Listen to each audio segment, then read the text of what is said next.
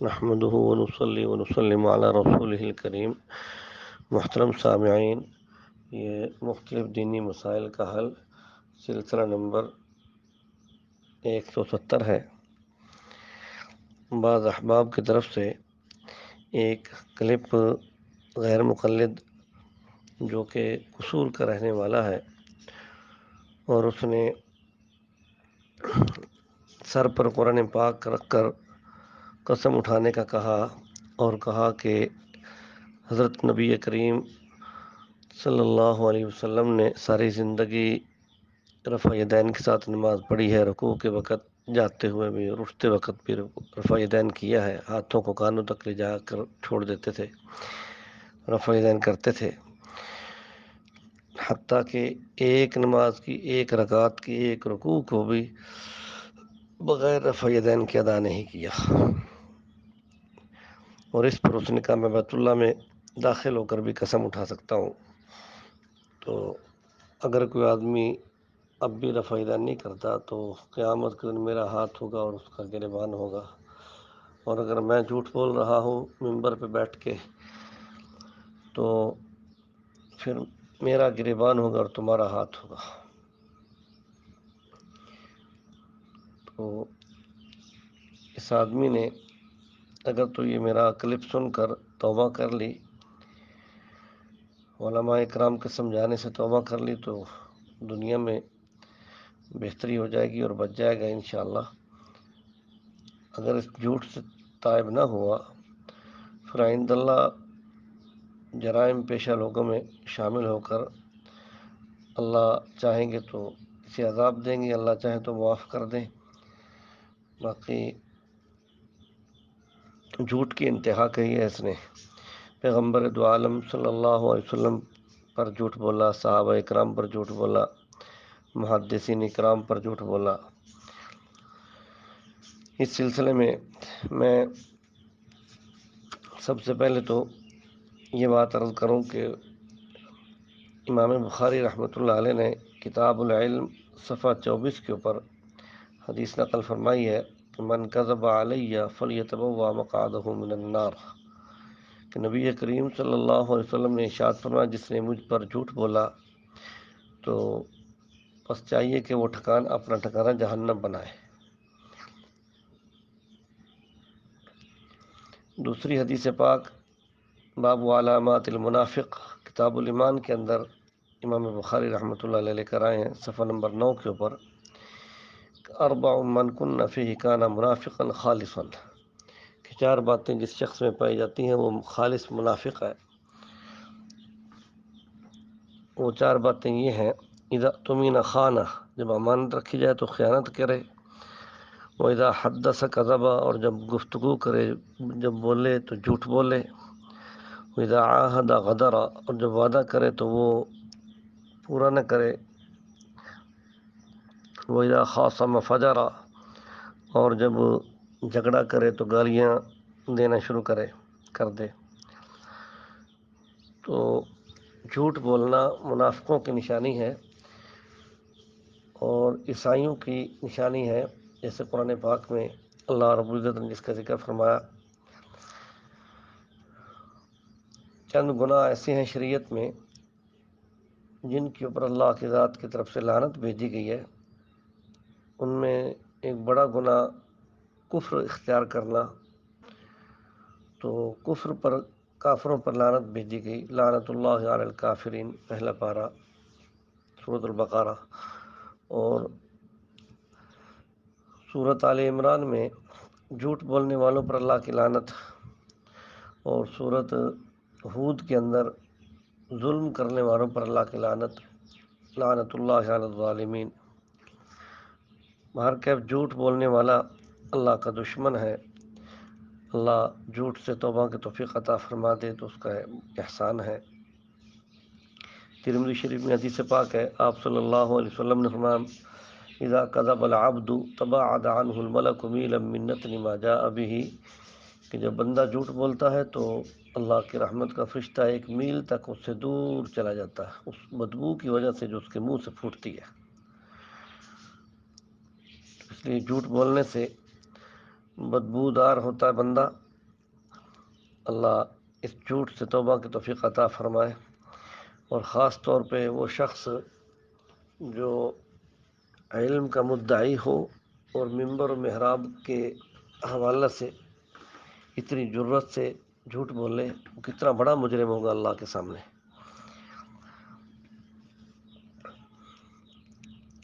ہم اس سلسلے میں سب سے پہلے تو یہ عرض کرتے ہیں کہ نماز میں بہت سی تبدیلیاں ہوئی ہیں، جن میں 4 تبدیلیاں بڑی اہم ہیں۔ نمبر 1، اللہ رب العزت کی طرف سے نماز کے اندر کلام منع ہوا۔ صحابہ اکرام رضوان اللہ علیہم اجمعین نماز میں کلام کیا کرتے تھے، دنیا کی باتیں کر لیا کرتے تھے، جیسا کہ صحیح بخاری شریف صفحہ نمبر 191 ابواب العمل فی الصلاۃ کے تحت باب ما ینہا من الکلام فی الصلاۃ، اس کے تحت حضرت زید بن ارقم کی روایت ہے۔ حضرت زید بن ارقم رضی اللہ تعالیٰ عنہ فرماتے ہیں، کننا لنتکلم فی الصلاۃ علی عہد النبی صلی اللہ علیہ وسلم، ہم اللہ کے رسول کے زمانہ میں نماز کے اندر کلام کر لیا کرتے تھے، دنیا کی باتیں کر لیا کرتے تھے۔ حتی نزلت حافظوا علی الصلوات، یہاں تک کہ سورۃ بقرہ کی آیت نازل ہوئی، حافظوا علی الصلوات، تو فامرنا بالسکوت، تو ہمیں خاموش رہنے کا حکم دے دیا گیا کہ آئندہ تم نماز کے اندر دنیا کی بات نہیں کر سکتے۔ ایک تبدیلی تو یہ ہوئی۔ دوسری تبدیلی یہ ہوئی کہ نماز کے سے باہر والا آدمی نمازی آدمی کو سلام کرتا تھا تو نمازی آدمی اس کا جواب دے دیا کرتا تھا۔ تو اللہ کی طرف سے یہ حکم بھی ختم کر دیا گیا، اب اس کی بھی اجازت نہیں ہے۔ باہر والا آدمی نمازی کو سلام کرے گا تو نمازی سلام کا جواب نہیں دے گا، اس بات سے منع کر دیا گیا۔ بخاری شریف اسی ابواب العمل فی الصلاۃ کے تحت باب لا يرد السلام فی الصلاۃ، کہ نماز میں سلام کا جواب نہ دے، اس کے تحت 2 واقعات لکھے ہیں امام بخاری رحمۃ اللہ علیہ نے، ایک حضرت عبداللہ بن مسعود کا اور دوسرا جابر بن عبداللہ کا۔ حضرت جابر بن عبداللہ رضی اللہ تعالیٰ عنہ فرماتے ہیں کہ مجھے نبی کریم صلی اللہ علیہ وسلم نے کسی کام پر بھیجا تھا،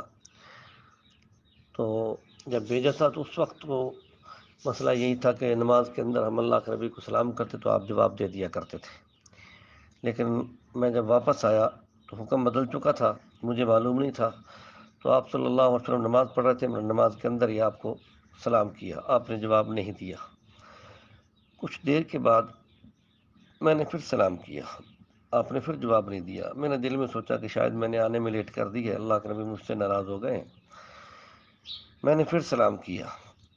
تو جب تیسری بار سلام کیا تو آپ صلی اللہ علیہ وسلم نماز سے فارغ ہو گئے اور آپ نے میرے سلام کا جواب دیا، اور پھر آپ صلی اللہ علیہ وسلم نے مجھے فرمایا کہ میں نے جو نماز کے اندر سلام کا جواب نہیں دیا تھا اس کی وجہ یہ تھی، انما منعنی ان ارد علیک انی کنت اصلی، کہ مجھے تیرے جواب دینے کے سلسلے میں جس چیز نے روکا تھا وہ یہ تھی کہ میں نماز میں مصروف تھا۔ تو جب کوئی نماز پڑھ رہا ہو تو کسی کے سلام کا جواب نہیں دے سکتا۔ صفحہ نمبر 194 پر یہ حدیث نقل فرمائی ہے امام بخاری رحمۃ اللہ علیہ نے، یہ بیروت کا چھاپا ہے میرے سامنے، میں اسی حوالے سے ہی یہ فوٹو کاپیاں صفحات کی بھیج رہا ہوں۔ اور اس سلسلے میں صحیح بخاری شریف میں ایک اصول نقل کیا گیا ہے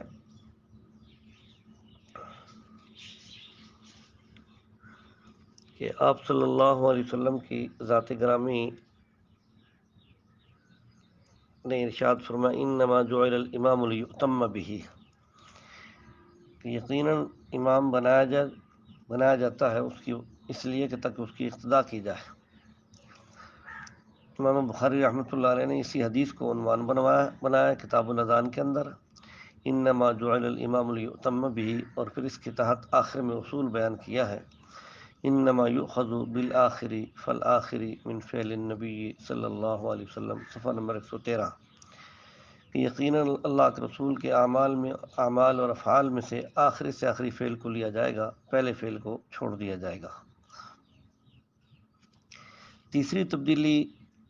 آپ صلی اللہ علیہ وسلم نے جو نماز میں فرمائی تو وہ سجدوں کی رفع دین چھوڑ دی۔ پہلے آپ صلی اللہ علیہ وسلم سجدوں میں بھی رفع دین کرتے تھے،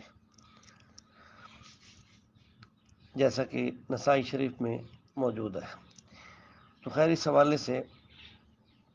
ان تین تبدیلیوں پر تمام متفق ہیں، حتیٰ کہ اہل حدیث بھی اس سلسلے میں متفق ہیں۔ سجدوں کے اندر رفع دین نہیں ہے، سلام منع، کلام دنیا کی باتیں منع۔ چوتھی تبدیلی یہ ہوئی، آپ صلی اللہ علیہ وسلم نے رکوع کے وقت بھی جو رفع دین کرتے تھے اس کو بھی چھوڑ دیا۔ اس تبدیلی کے اوپر اختلاف ہو رہا ہے کہ یہ تبدیلی ہوئی ہے یا نہیں ہوئی۔ اس سلسلے میں غیر مقلدین یہ کہتے ہیں کہ جی یہ تبدیلی نہیں ہوئی، باقی سب تبدیلی مان رہے ہیں۔ اللہ ہدایت عطا فرمائے۔ ضد اگر چھوڑ دیں تو یہ ماننا آسان ہے۔ صحیح ترمذی شریف اس کے اندر ایک اصول لکھا ہے، امام ترمذی رحمۃ اللہ علیہ نے جو اعمال اللہ کے نبی نے پہلے کیے ہیں ان کو پہلے نقل کیا ہے، اور جو عمل بعد میں کیے ہیں ان کو بعد میں نقل کیا ہے۔ تو اس میں پہلے باب ایک نقل کیا ہے کہ آگ سے پکی ہوئی چیز کو کھانے سے وضو ٹوٹ جاتا ہے۔ آپ صلی اللہ علیہ وسلم نے آگ سے پکی ہوئی چیز کھائی اور وضو کر کے صحابہ کو نماز پڑھائی۔ باب ما جاء فی الوضوء مما غیرت النار، یہ باب باندھا۔ اس سے اگلا باب باندھا، باب ما جاء فی الوضوء فی ترک الوضوء مما غیرت النار، کہ پھر آپ صلی اللہ علیہ وسلم نے بعد میں وقت آیا تو آپ نے ایک صحابی کے ہاں بکری کا گوشت کھایا اور آپ نے نماز پڑھا دی، ولم یتوضا، وضو نہیں کیا۔ صحابہ اکرام کو پتہ چل گیا کہ اب یہ عمل ختم ہو چکا ہے، آئندہ آگ سے پکی ہوئی چیز کے کھانے سے وضو نہیں ٹوٹے گا۔ امام ترمذی رحمۃ اللہ علیہ فرماتے ہیں کہ جو پہلا باب ہے، پہلی حدیث ہے، وہ حدیث منسوخ ہے، اور یہ دوسری حدیث کی وجہ سے یہ جو بعد والی حدیث ہے۔ اسی طریقے سے امام ترمذی رحمۃ اللہ علیہ نے پہلے باب نقل کیا ہے رفع یدین کا، کہ آپ صلی اللہ علیہ وسلم رفع یدین کرتے تھے، رکوع جاتے وقت بھی، رکوع سے اٹھتے وقت بھی۔ اس کے بعد دوسرا باب نقل کیا ہے آپ صلی اللہ علیہ وسلم کے عدم رفع یدین کا، کہ آپ نے رفع یدین چھوڑ دیا رکوع جاتے وقت اور رکوع سے اٹھتے وقت بھی۔ اور اس پر حدیث نقل کی حضرت عبداللہ ابن مسعود رضی اللہ تعالیٰ عنہ کی، کہ آپ فرماتے ہیں لا اصلی بکم صلاۃ رسول اللہ، کہ کیا میں تمہیں اللہ کے رسول کی نماز نہ بتاؤں، نماز نہ پڑھاؤں۔ پھر آپ نے نماز پڑھائی تو آپ نے ایک دفعہ ہی شروع میں ہی اس کی رفع یدین کیا، رکوع سے جاتے اور اٹھتے وقت رفع یدین نہیں کیا۔ اور امام ترمذی رحمۃ اللہ علیہ فرماتے ہیں اس کی یہ حدیث حسن درجے کی ہے، صحیح ہے۔ تو خیر یہی ترتیب امام نسائی رحمۃ اللہ علیہ نے بھی فرمائی ہے۔ امام نسائی رحمۃ اللہ علیہ پہلے باب باندھتے ہیں باب رفع الیدین عند الرکوع، اس کے بعد دوسرا باب نقل کرتے ہیں باب ترک ذالک۔ پہلے باب میں رکوع کے وقت رفع یدین کرنے کا ذکر ہے، اور بعد والے باب میں اس کے چھوڑنے کا ذکر ہے، اور یہ دو جگہ باب لے کر آئے ہیں۔ میں دونوں صفوں کی فوٹو کاپی بھیجوں گا، ہو سکتا ہے کسی کو ہدایت مل جائے اور ضد کو چھوڑنے پر وہ دوسرا آمادہ ہو جائے۔ اسی سلسلے میں میں ایک اپنا واقعہ بیان کر دیتا ہوں کہ سرگودا کے علاقہ میں میرا ترک رفع یدین کے حوالے سے مناظرہ ہوا، تو مد مقابل مولوی اسلم اس علاقے کا آدمی تھا، غیر مقلد۔ 3 گھنٹے گفتگو ہوتی رہی، خیر وہ بھی حدیثیں پڑھتے رہے، میں بھی حدیثیں پڑھتا رہا۔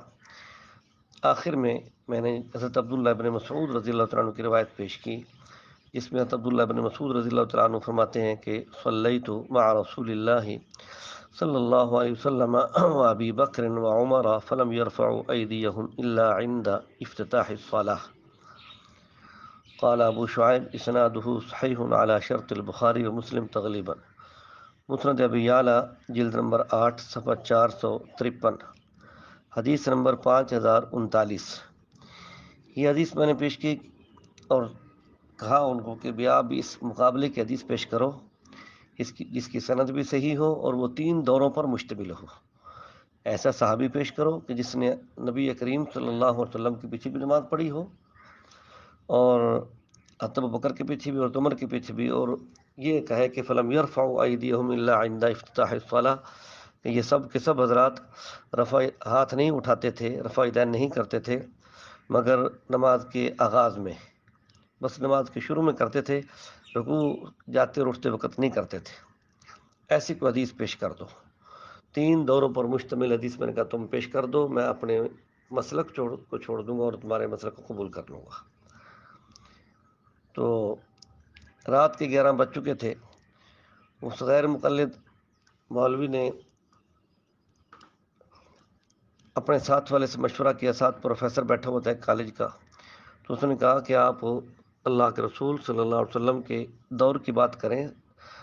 دور صدیقی اور دور فاروقی کو چھوڑ دیں، ہم ان کو نہیں مانتے۔ تو اللہ کی شان اس دن صحابہ کا بغض ظاہر ہوا، اور اس بندے نے بلکہ زبان سے کہا، بڑے مجمع کے اندر بڑا مجمع گواہ ہے، وہ لوگ آج بھی زندہ ہیں جو میرے مناظرے میں شریک تھے، کہ اس نے صاف کہا کہ ہم حضرت ابوبکر صدیق رضی اللہ تعالیٰ عنہ کی نماز کو نہیں مانتے، ہم حضرت عمر رضی اللہ تعالیٰ عنہ کی نماز کو نہیں مانتے، آپ صرف دور نبی کی بات کریں۔ تو خیر جب انہوں نے یہ بات کی تو میں نے کہا اس کے اندر دور نبی کا بھی ذکر آ چکا ہے جو میں حدیث پیش کر رہا ہوں۔ تو عبداللہ بن مسعود فرماتے ہیں میں نے اللہ کے رسول کے پیچھے بھی نماز پڑھی تو آپ صلی اللہ علیہ وسلم رفع یدین نہیں کرتے تھے سوائے آغاز میں، نماز کے شروع میں کرتے تھے۔ تو بار کبھی اس بات سے پتہ چل گیا، میں نے کبھی لوگوں کو میں نے مخاطب کو کہا کہ بھئی یہ لوگ شیعہ ہیں، در حقیقت یہ سنی نہیں ہیں، کہ جو شیعہ ہیں وہ اللہ کے رسول صلی اللہ علیہ وسلم کے صحابہ میں ابوبکر، عمر، عثمان، خاص طور پہ ان خلفاء ثلاثہ کے ایمان کے قائل نہیں، ایمان کے منکر ہیں، ان کو مومن نہیں سمجھتے۔ اور یہ شیعہ لوگ، یہ جو اہل حدیث غیر مقلد ہیں، یہ ان حضرات کے اعمال کے منکر ہیں، وہ ایمان کے منکر، یہ اعمال کے منکر، کہتے ہیں ہم حضرت صدیق اکبر کو عمل کو نہیں مانتے، ہم عمر کے عمل کو نہیں مانتے، نعوذ باللہ۔ تو خیر میں نے کہا یہ لوگ اللہ کے رسول صلی اللہ علیہ وسلم کی ذات کے بھی منکر ہیں، یہ اللہ کے رسول کے حکم کو بھی نہیں مانتے۔ اللہ کے نبی نے تو فرما دیا علیکم بسنتی و سنت الخلفاء الراشدین المہدیین، کہ لازم ہے تم پر میرا طریقہ اور خلفاء راشدین کا طریقہ۔ تو حضرت ابوبکر، عمر اور عثمان یہ خلفاء راشدین میں شامل ہے۔ پھر میں نے حدیث پاک بتائی کہ میں نے کہا ترمذی شریف جلد 2 میں حدیث پاک ہے، آپ صلی اللہ علیہ وسلم نے صحابہ کو خطبہ دیا، لا ادری ما بقائی فیکم، کہ میں نہیں جانتا کہ میں تم میں کب تک باقی رہوں، تو فاقتدوا بالذین من بعد ابی بکر و عمر، تو میرے بعد ابو بکر اور عمر کی اقتداء کرنا۔ تو میں نے پھر یہ بھی عرض کیا کہ آپ صلی اللہ علیہ وسلم کے صحابہ کی توثیق اور تعدیل اور ان کا حجت ہونا تو قرآن نے بھی بیان کیا کہ اگر ایمان لے کر آنا ہے تو صحابہ جیسا ایمان لے کر آؤ، اور عمل کرنے ہیں تو صحابہ کرام کے عملوں کی پیروی کرو۔ 11واں پارہ سورۃ توبہ کی آیت نمبر 101 میں نے بتائی کہ والسابقون الاولون من المہاجرین والانصار والذین اتبعوہم باحسان، یہ سبقت لے گئے اسلام کے قبول کرنے میں مہاجرین اور انصار، والذین اتبعوہم باحسان، اور وہ لوگ جنہوں نے ان کی پیروی کی، جو ان کے اتباع میں چلے، بے احسان، بے اخلاص، اخلاص کے ساتھ، دل کے اوپر خوشی کے آثار ہوں، تنگی کے آثار نہ ہوں صحابہ کے پیچھے چلتے ہوئے۔ ان کو تنگی ہوتی ہے صحابہ کے پیچھے چلتے ہوئے، یہ احسان اخلاص کے ساتھ ان کی اتباع نہیں کرتے، مجبور ہوتے ہیں اور تنگ ہو کے ان کے صحابہ کے کام کے پیچھے چلتے ہیں، اور بعد کا صحابہ کی مخالفت بھی کرتے ہیں جیسے یہاں اس نے کی۔ تو میں نے کہا تم تو اللہ کے رسول صلی اللہ علیہ وسلم کے حکم کے منکر، اللہ کے حکم کے منکر، تم اپنے آپ کو اہل حدیث کہتے ہو، تم اہل حدیث کہاں ہو؟ تم تو حدیث کے منکر ہو، تم تو قرآن کے حوالے سے بھی تم انکار کرتے پھر رہے ہو۔ اللہ کا حکم تو یہ کہ تم صحابہ کے پیچھے ان کو چلو۔ تو خیر ان لوگوں نے توبہ نہیں کی اور اسی وقت اسی بغض کے اوپر وہاں سے اٹھے، اور ہمارے حضرات نے پھر ان کو خیر مسجد سے نکالا، بھی دفع ہو جاؤ یہاں سے، آئندہ ہماری مسجد میں داخل نہیں ہونا۔ تو انہوں نے مد مقابل جا کے المنار مسجد بنائی ہمارے مقابلے میں، تو ایسے لوگ ہیں، یہ صحابہ اکرام کی اتباع ان کو پسند نہیں ہے، اللہ کے حکم کی پیروی ان کو پسند نہیں ہے، خواہش نفس کے بندے ہیں۔ تو خیر، میں اس سلسلے میں تفصیلی دلائل کے لیے اپنے استاد حضرت مولانا محمد امین صفدر اکاڑوی رحمۃ اللہ علیہ، ان کے عزیز شاگرد علامہ عبدالغفار ذہبی رحمہ اللہ، ان کی کتاب جو کہ مولوی عبداللہ بہاول پوری غیر مقلد اہل حدیث، اس کی کتاب رسائل و مسائل کے حوالے سے اس کے جواب میں لکھی گئی جز ترک رفع الیدین، چونکہ غیر مقلدین نے 400 حدیثیں رفع الیدین کے اوپر اکٹھی کی تھیں، اس کے جواب میں پھر ہمارے ساتھی نے 814 حدیثیں اکٹھی کی، اور ہر حدیث کی سند اور اس کا حوالہ اور اس کی سند کے روات کی راویوں کی تحقیق، تعدیل اور توثیق نقل کی۔ تو سمجھدار اور عقل رکھنے والے دانا آدمی کے لیے یہ کتاب ہدایت کا ذریعہ ہے، پاگلوں کے لیے ہدایت کا ذریعہ نہیں ہے، ضد رکھنے والوں کے لیے بھی ہدایت کا ذریعہ نہیں ہے۔ اللہ رب العزت کی ذات اس بندے کو ہدایت عطا فرماتے ہیں جس کے اندر انابت ہو، جو اللہ کی طرف رجوع کرے اور جو اللہ کا خوف رکھنے والا ہو۔ ان لوگوں میں خوف نہیں ہے، صحابہ اکرام کے اوپر تنقید کرنے والے، حضرت عمر کو نعوذ باللہ من ذالک اپنا پیشوا اور مقتدا نہ ماننے والے، اور باقی صحابہ کرام کو بھی اپنا مقتدا نہیں مانتے، تو ایسے لوگوں کے لیے ہدایت نہیں بنتی، اور نہ ان کو ہدایت ملتی ہے جب تک یہ اپنی ضد نہیں چھوڑتے۔ ہمارے یہ ساتھی جو عبدالغفار ذہبی ہیں، میں ان کی کتاب بھی آپ کو سینڈ کر رہا ہوں، جز ترک رفع الیدین۔ انہوں نے اس کتاب کے شروع میں ہی اپنا خود واقعہ لکھا، صفحہ نمبر 6 کے اوپر، مسلک کی تعارف، کہ میں پہلے بریلوی مسلک سے تعلق رکھتا تھا، تو 1977 کے اندر مسلک اہل حدیث قبول کیا، اور یہ زمانہ سکول کا تھا۔ پھر 1985 کے اندر حضرت شیخ محمد امین صفدر اکاڑوی نور اللہ مرقدہ سے بحث کے دوران مغلوب ہو کر مسلک حق اہل سنت والجماعت الحنفیہ المعروف پاک و ہند دیوبند قبول کیا، کیونکہ میں ضدی نہیں تھا۔ یہ بات انہوں نے خود لکھی۔ یہ کتاب لکھنے والا جو مصنف ہے، یہ پہلے غیر مقلد تھا، اپنے آپ کو اہل حدیث کہتا تھا۔ ہمارے استاد جی مولانا محمد امین صفدر اکاڑوی رحمۃ اللہ علیہ کی محنت کی برکت سے یہ شخص، اللہ نے اسے ہدایت عطا فرمائی، اور اللہ نے اس سے یہ کام لیا جو قیامت تک کے لیے غیر مقلدین کے یہ زبردست قسم کی حجت ہے، کہ یا تو اپنے مسلک سے توبہ کر کے آئندہ رفع الیدین ترک کریں اور مقلد بن جائیں، نہیں تو پھر ضد پر اڑے رہیں اور ان اتنی حدیثوں کے منکرین میں شامل ہو جاؤں۔ تو اللہ کی ذات سے ہدایت کی دعائیں کرتے ہیں۔ یہ لوگ حضرت عبداللہ ابن عمر کو بڑا پیش کرتے ہیں کہ عبداللہ ابن عمر رضی اللہ تعالیٰ عنہ کی بھی روایت تھی، لیکن یہ جو ہماری ہم کتاب بھیج رہے ہیں، اس کتاب کے اندر حضرت عبداللہ ابن عمر کی ساری روایتیں اکٹھی کر دی گئی ہیں، کہ پہلے حضرت عبداللہ ابن عمر رضی اللہ تعالیٰ عنہ رفع الیدین کرتے تھے، ہم بھی مانتے ہیں، لیکن آخری عمل حضرت عبداللہ ابن عمر کا بھی ترک رفع الیدین کا تھا۔ ساری حدیثیں اس کے اندر اکٹھی ہیں۔ میں صرف ایک حدیث اخبار الفقہاء والمحدثین، یہ الامام الحافظ ابو عبداللہ محمد بن حارث الخشنی القیروانی 361 ہجری میں وفات پانے والے، ان کی کتاب میرے پاس پہنچی ہے، یہ بیروت کی چھپی ہوئی ہے، میں اس کا فوٹو کاپی بھیج دوں گا۔ اس حوالے سے حضرت عثمان بن سوادہ، یہ حضرت عبداللہ ابن عمر کے حوالے سے یہ حدیث نقل کرتے ہیں، اللہ اکبر، کہ حضرت عبداللہ ابن عمر جو تھے وہ فرمایا کرتے تھے کہ کننا مع رسول اللہ صلی اللہ علیہ وسلم بمکہ نرفع ایدینا فی بدء الصلاة وفی داخل الصلاة عند الرکوع، ہم اللہ کے رسول کے ساتھ جب مکہ میں تھے تو ہم رفع یدین کرتے تھے، نماز کے شروع میں بھی اور نماز کے اندر بھی، رکوع کے وقت، یعنی ہاتھوں کو کانوں تک لے جایا کرتے تھے رکوع کرتے وقت بھی، رکوع سے اٹھتے وقت بھی۔ فلما ہاجر النبی صلی اللہ علیہ وسلم الی المدینہ، تو جب اللہ کے رسول صلی اللہ علیہ وسلم نے مدینہ منورہ کی طرف ہجرت فرما لی، تو ترک رفع الیدین فی داخل الصلاة عند الرکوع وثبت علی رفع الیدین فی بدء الصلاة، تو اللہ کے رسول صلی اللہ علیہ وسلم نے چھوڑ دیا نماز کے اندر رکوع کے وقت کی رفع یدین کو، اور نماز کی ابتدا میں جو رفع یدین ہوتی تھی اس کو آپ نے ثابت رکھا، باقی رکھا۔ اس لیے علامہ نووی رحمۃ اللہ علیہ نے شرح مسلم میں نووی کے اندر شرح نووی میں اجماع نقل کیا کہ پہلی جو رفع یدین ہے یعنی ہاتھوں کا بلند کرنا نماز کے شروع کے وقت کانوں تک لے جانا، اس پر پوری امت کا اجماع ہے، کسی کا کوئی اختلاف نہیں ہے۔ بعد والی جو رکوع کے وقت ہے اس کے اندر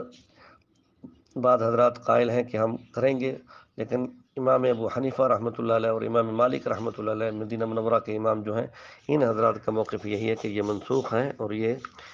عمل اس وقت اب درست نہیں ہے، اب صرف شروع والا ہی رفع یدین کرنا ہی سنت ہے، بس اس کے علاوہ کوئی سنت نہیں ہے اب۔ تو اللہ ہدایت عطا فرمائے۔ خیر، میں نے یہ حوالہ جات بھیج دیے ہیں، میں تفصیلی ان کی فوٹو کاپی بھی بھیج رہا ہوں،